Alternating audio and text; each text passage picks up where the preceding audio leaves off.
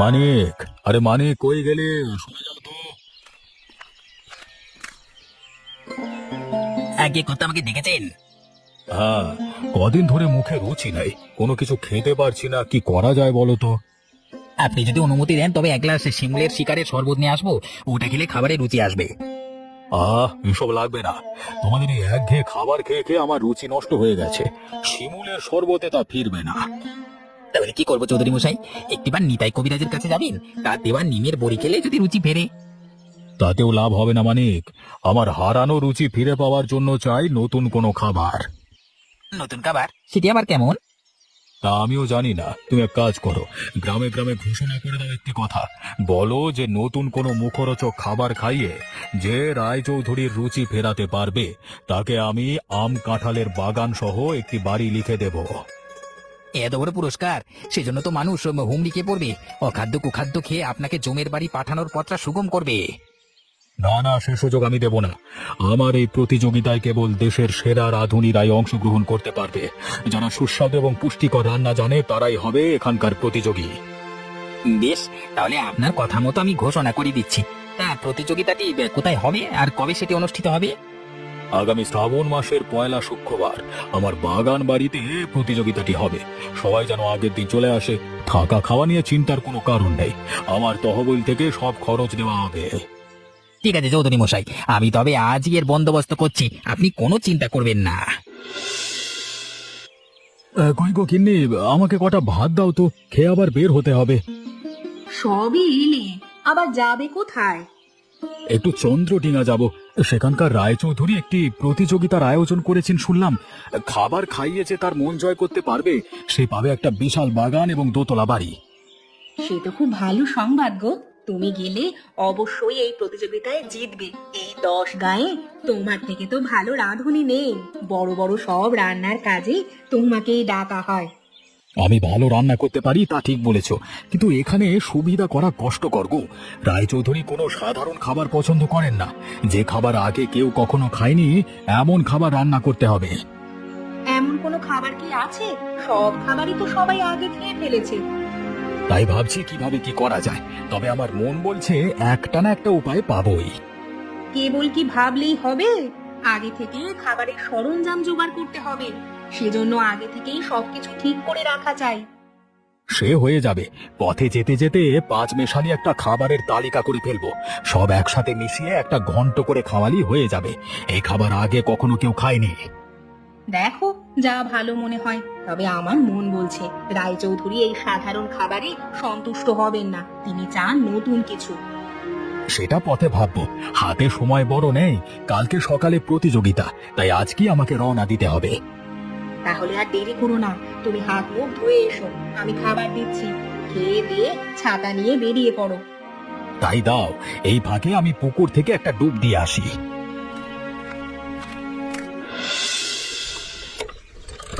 ও বাবা, শহর আর কত দূর? আরো 3 ক্রোশ পথ বাকি বাবা। 3 ক্রোশ কত দূর? এই ছেলেকে নিয়ে কোথাও বের হওয়া বিপদ। প্রশ্ন করে করে মাথা খেয়ে ফেলে। ও বাবা, বলো না আর কত দূর শহর? সামনে দেখেছো গাঁটি? সেটি পার হলে এরকম আরো কয়েকটি গাঁ পড়বে, তারপর শহর পাবে।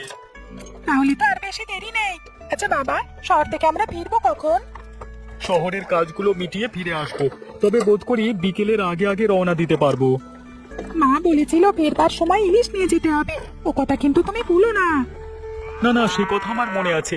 ফেরবার পথে ঠিক ইলিশ নিয়ে ফিরবো। ডিম দেখে ইলিশ মাছ কিনবে বাবা। মা বলেছে ইলিশের ডিম দিয়ে পাতুরি বানাবে। কিনবো বাবা, কিনবো। আগে শহরে তো যাই, আরে আসবার সময় দেখে শুনে কিনে নিয়ে আসবো।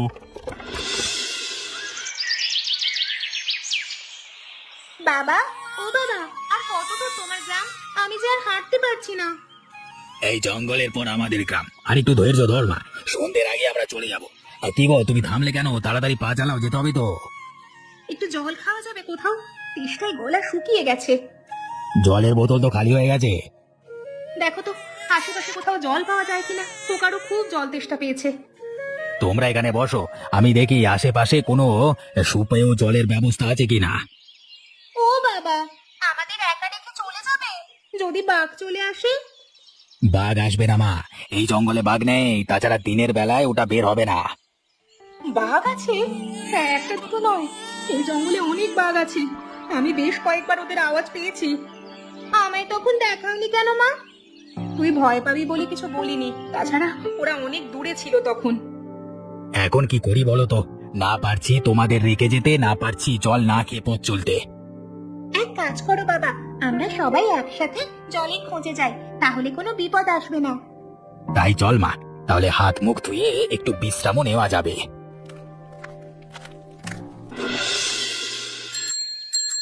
কত বড় ইলিশ কিনেছি দেখ বাবলু, বেশ কয়েকদিন এই মাছ খাওয়া যাবে।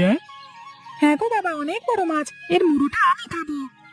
ঠিক আছে, খাবিক্ষণ, আগে তো বাড়ি যাই, তারপর রান্না বান্না করলে খাওয়া যাবে। কিন্তু গাড়ি ঘোড়াই পাচ্ছি না, যাবো কিসে? ওই তো বাবা, একটা গরুর গাড়ি আসছে, ওটা দাঁড় করাও। এই ভাই দাঁড়াও তো, এই এই এই দাঁড়াও, দেখো দেখি গাড়িটা চলেই গেল। ওটা মনে হয় ওইদিকে যাবে না। এখন কি করি বলতো, কোনো গাড়ি তো থামছে না। চলো বাবা, হেঁটে রওনা দে, এখনো বেলা আছে, তাড়াতাড়ি হাঁটলে যেতে পারবো। সে তো অনেক দূরের পথ রে, তুই হেঁটে যেতে পারবি? পারবো বাবা, বাড়ি গিয়ে ইলিশ ভাজা খাবো, আর এই কষ্টটা করতে পারবো না।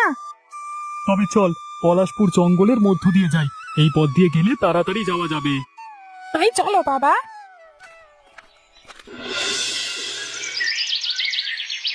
আগো দেখতে দেখতে বিকেল হয়ে গেল তো, উঠবে না তোমরা? এখন রওনা না দিলে যে পৌঁছাতে পারবো না। একটু জল খাওয়ার পর শরীরটা বড্ড ভারী হয়ে গেছে, একটু যে দাঁড়াবো সে শক্তিটুকুও পাচ্ছি না। দেখো দেখি, তোমাদের নিয়ে যে মহা মুশকিলে পড়লাম। আরে এখন না দাঁড়াতে পারলে হাঁটবে কি করে, আর না হাঁটতে পারলে তো গায়ে পৌঁছাবো কি করে? এই শেষ বিকেলে রওনা দিয়ে গায়ে পৌঁছাতে পারবে? তাছাড়া সেখানে তোমার ভাইয়ের ঘর খুঁজে পাওয়াও সহজ হবে না, এতদিন পর তিনি তোমায় চিনতে পারবেন? এখন কি করবে বলো তো? ও বাবা, এই কুঁড়ে ঘরটায় আজ আমরা থেকে যাই, কাল সকাল হলে আবার পথ চলতে শুরু করব। ননিবালা কথাটা মন্দ বলেনি, এখানে থাকলে আমরা নিরাপদে থাকবো। তাছাড়া সকালে রওনা দিলে তোমার ভাইয়ের বাড়ি খুঁজে পাওয়া সহজ হবে। ঠিক আছে, তোমরা যখন বলছো আজকে এখানেই থাকবো। চল তো ননি, দরজা খুলে ঘরের ভেতরে প্রবেশ করি। দেখে তো মনে হচ্ছে বহু বছর এখানে কেউ থাকে না। চলো বাবা, এখানে থাকলে আর বাঘের ভয় থাকবে না। দেখো দেখি, সকাল দেখে বাড়ি থেকে বের হলাম, পলাশপুর জঙ্গলে আসতে না আসতে সন্ধে হয়ে গেল। এখনো আরো অর্ধেক পথ বাকি, রাতের মধ্যে এই পথ যাব কি করে? তার চেয়ে বড় কথা, এই জঙ্গলে বাঘের উপদ্রব আছে, অন্ধকারে বাঘের সামনে গিয়ে পড়বো কি না কে জানে। না না, একা রাতে এই জঙ্গল পার হওয়া যাবে না, আমাকে একটা নিরাপদ আশ্রয় খুঁজে বের করতে হবে।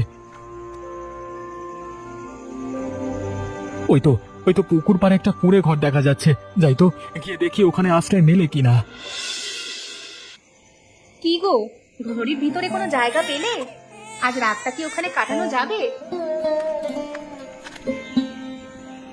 হ্যাঁ গিন্নি, ভেতরে থাকবার সুব্যবস্থা আছে। মানে পাটি পেতে মাটিতে থাকা যাবে, কিন্তু খাওয়ার তো কোনো উপায় খুঁজে পাচ্ছি না। হাঁড়ি পাতিল থাকলে দুটো চাল ফুটিয়ে খাওয়া যেত। চাল তো সাথে আছে, ডালও আছে, তাহলে আর ভাবনা কিসের? হাঁড়ি পাতিল ছাড়াই ডাল ভাত রান্না করা যাবে। হাঁড়ি পাতিল ছাড়া রান্না করবে, কিন্তু কিভাবে? আমি পাহাড়ি মেয়ে, হাঁড়ি পাতিল ছাড়া রান্না করার অভ্যাস আমার আছে। মায়ের কাছে শুনেছিলাম ঠাকুমারা নাকি বাঁশের মধ্যে রান্না করতো, আমরাও সেভাবে রান্না করতে পারি। বাঁশের মধ্যে রান্না? সে আবার কিভাবে? সেটা সময় হলেই দেখতে পারবি। এখন যা, খোকাকে নিয়ে শুইয়ে দে, আমি হাত মুখ ধুয়ে রান্না চড়াবো।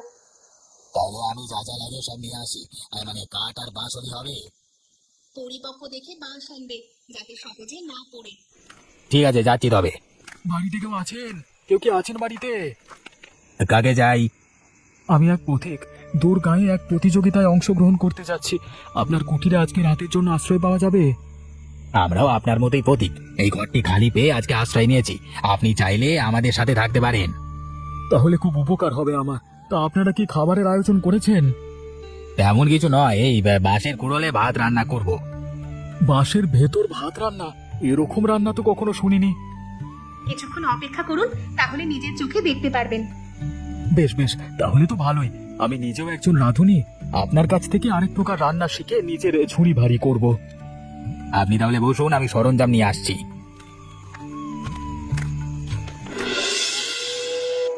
ও বাবা, হাঁটতে হাঁটতে তো রাত হয়ে গেল, এখন বাড়ি যাবো কিভাবে? তাই তো রে খোকা, সবে জঙ্গলের মাঝখানে পৌঁছালাম, জঙ্গল পার হতে হতে মাঝরাত হয়ে যাবে।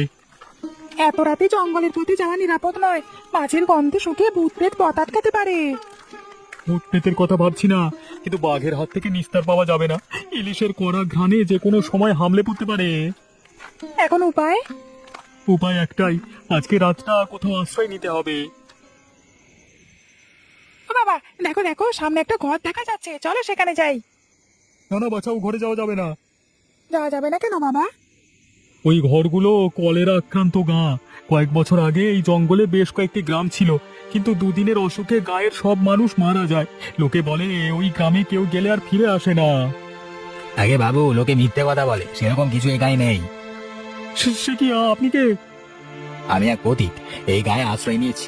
ওই আমাদের তো কোনো সমস্যা হয়নি। বিপদ কি আর বলে কয়ে আসে? হুট করেই চলে আসতে পারে। না মশাই, বাঘের বিপদ বলেন কিংবা ভূতের বিপদ, এখানে আমরা সম্পূর্ণ নিরাপদ। আরেক ভদ্রলোকও আমাদের সাথে এসে যুক্ত হয়েছেন। ও বাবা, চলো আজকে রাতটি ওনাদের সাথে থেকে যাই, কালকে সকাল হলে আবার বাড়ির পথে রওনা দেবো। তা না হয় থাকবো, কিন্তু এই মাছটার কি গতি করব বলতো? আজকে রান্না না করলে যে পচে যাবে। ও ব্যবস্থা আমরা করব। আমার গিন্নি ভাত রান্না করবে, সাথে মাছ ভাজিও, তাহলেই হয়ে যাবে। যদি আপনি রাজি হন তবে আমার সাথে আসতে পারেন। রাজি না হয়ে উপায় আছে? এখানে থাকলে বাঘের পেটে যেতে হবে, তার চেয়ে আপনাদের সাথে গিয়ে মাছ ভাজি খাওয়া যাবে। হ্যাঁ, কি মজা কি মজা, আজকে খাবো ইলিশ ভাজা। আপনি রাঁধুনি প্রতিযোগিতায় যাচ্ছেন? হ্যাঁ মা, চন্দ্রটিনা রায়চৌধুরী সেই প্রতিযোগিতার আয়োজন করেছে। জিততে পারলে 1000 টাকার সম্পত্তি দেবে। কেন, উনি গল্পই করবি নাকি আমার কাজে সাহায্য করবি? শুনেছো মা, উনি নাকি রাঁধুনি প্রতিযোগিতায় যাচ্ছেন। তুমিও যাও না মা ওনার সাথে, দেখিয়ে আসো তোমার রান্নার গুণ। সেখানে কেবল নামকরা রাঁধুনিরাই যেতে পারবে, তাছাড়া তোমরা বিদেশি, ওখানে সুযোগ পাবে না। এমন সুযোগ আমাদের ভাগ্যে আছে মশাই? ভাগ্য আমাদের সব কিছু কেড়ে নিয়েছে। গিন্নি, আরে ও গিন্নি, দেখো কাকে নিয়ে এসেছি। সে কি, ওনাকে কোথা থেকে নিয়ে এলে? উনিও আমাদের মতো পথিক, আশ্রয়ের খোঁজে জঙ্গলে ঘুরছিল, তাই ধরে নিয়ে এলাম। নিয়ে এসে ভালোই করেছেন, বেশি মানুষ থাকলে সাহস পাওয়া যাবে। আপনারা দেখছি রান্নার আয়োজন করছেন, যাক ভালোই হলো। আমার ইলিশ মাছটা একটু ভাজি করে দিন তো। এই ছেলেটা ইলিশ ভাজা খাওয়ার জন্য পাগল হয়ে গেছে। ইলিশ ভাজা করবো কিসে? আমাদের সাথে তো কোনো কড়াই নেই। কড়াই নাই তো কি হয়েছে, বাঁশ তো আছে, ওর মধ্যেই রেখে ভাজি করবে। বাঁশের মধ্যে ইলিশ ভাজা হবে না, বাঁশ দিয়ে ইলিশ ভাপা তৈরি করা যাবে। ইলিশ বাবা, ওটা আবার কি জিনিস? এমন খাবারের তো নাম শুনিনি। খুব মজাদার খাবার। ভাপে ইলিশ সেদ্ধ করা হয়, পাত্র না থাকায় মা আজ ওটা বাঁশের মধ্যে তৈরি করবে। বাঁশ দিয়ে ইলিশ ভাপা তৈরি করা যায় কিনা জানি না, তবে আমি চেষ্টা করে দেখতে পারি। তাই দেখুন, চেষ্টা করতে দোষ কিসে? হ্যাঁ হ্যাঁ, আপনি ইলিশ ভাপাই তৈরি করুন, তাহলে আমিও একটি নতুন রান্না শিখতে পারবো। বেশ, তবে আপনারা বসুন, আমি ইলিশ ভাপা তৈরি করছি। অননি, মাছটা কেটে নিয়ে আয় তো। আমি এদিকে ভাতটা বসিয়ে দেই, আর তুমিও যাও কুমড়ো পাতার সন্ধানে। কুমড়ো পাতা না হলে ইলিশ ভাপার স্বাদ হবে না। ইলিশ মাছ ভরা শেষ, এখন একটার মাথা কলা পাতা মুড়িয়ে আগুনের মধ্যে দিয়ে দিতে হবে। এই নাও মা কলা পাতা। দে মা, আর তুই আগুনটা একটু কমিয়ে দে, বেশি আগুন হলে মাছগুলো পুড়ে যাবে। রান্নার আয়োজন দেখেই জিভে জল চলে এসেছে, খেতে নিশ্চয়ই অনেক মজাদার হবে। হ্যাঁ কাকু, মায়ের হাতের ইলিশ ভাপার স্বাদ অনেক, যে একবার খায় সে আর বলতে পারে না। ও বাবা, কখন খাবো ইলিশ ভাপা? আমার যে তস হয়েছে না। খাবে বাবা খাবে, আর একটু ধৈর্য ধরো, বেশিক্ষণ লাগবে না মাছ সেদ্ধ হতে। এই তো হয়ে এলো বলে। অননি, কটা কলা পাতা কেটে আন তোমার, আর তুমিও যাও জল নিয়ে এসো।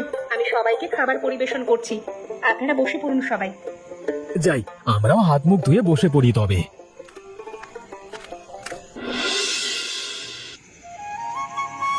তেমন কিছু আর করতে পারিনি, সাদা ভাত আর ইলিশ ভাপা দিয়ে খেতে হবে। এটাই বা পাই কোথায়? এই জঙ্গলের গায়ে এটাই আমাদের কাছে অমৃত। আশা করি খাবারটা খেতেও অমৃতের মতো লাগবে। এখন কথা না বাড়িয়ে সবাই খাওয়া শুরু করি। হ্যাঁ হ্যাঁ, আপনারা খেতে শুরু করেন। কি হলো রাধুনি কাকু, খাবার বুঝি ভালো হয়নি? মনে হয় কাঁটা লেগেছে, মা বলে ইলিশ মাছের 30 কাঁটা।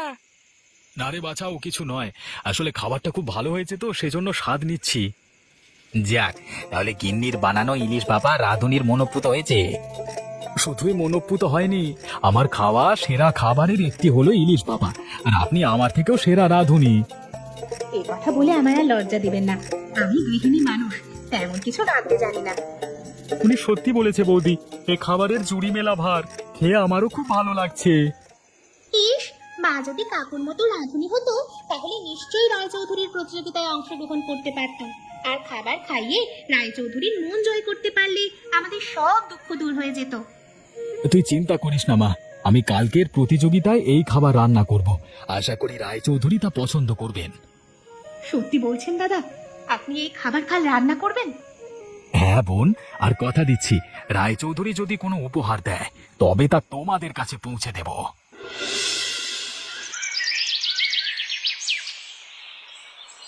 সকাল হয়ে গেছে, আমাদের এখন যাত্রা শুরু করতে হবে। হ্যাঁ মশাই, আমিও বেরোবো। বাড়ির সবাই নিশ্চয়ই খুব চিন্তা করছেন। চলুন তবে যাওয়া যাক, আমরা তো এক পথেই যাব। ঠিক আছে কাকু, সাবধানে যাবেন। আর বাবলু, তুমিও ভালো থাকবে। যাই দিদি, আমার কথা মনে রেখো। মানিক, সবাই এসেছে দেখছি। তুমি প্রতিযোগিতা শুরু করবার ঘোষণা দাও। যে সবার মজাদার রান্না করতে পারবে সেই হবে বিজয়ী। এই দাঁড়ান দাঁড়ান মশাই, আমি এখনো আসিনি, দয়া করে আমাকে একটু সুযোগ দিন। ওকে, এত দেরিতে এসেছে কেন? ও রূপনগরের রাঁধুনি গোপাল, দেরি হয়েছে কেন তোমার গোপাল? সে পরে বলবো, আগে আমার রান্নাটা রাঁধতে দিন। ঠিক আছে, ও জায়গায় উনুন আছে, তুমি গিয়ে শুরু করো। শুধু উনুন নয়, আমার দরকার কাঠের কয়লা। সে আমি জোগাড় করে দিচ্ছি, তুমি গিয়ে প্রস্তুতি নাও।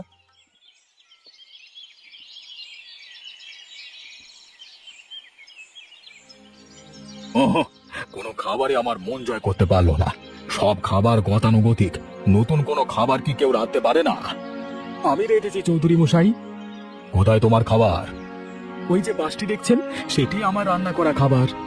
কি, তুমি আমাকে বাঁশ খেতে বলছো? এখানে রসিকতা করতে এসেছো তুমি? জানো আমি তোমাকে কি করতে পারি? যা ইচ্ছে করবার তা পরে করবেন, আগে বাঁশটি ফাটিয়ে এর ভেতরে যে খাবারটি আছে তা খান।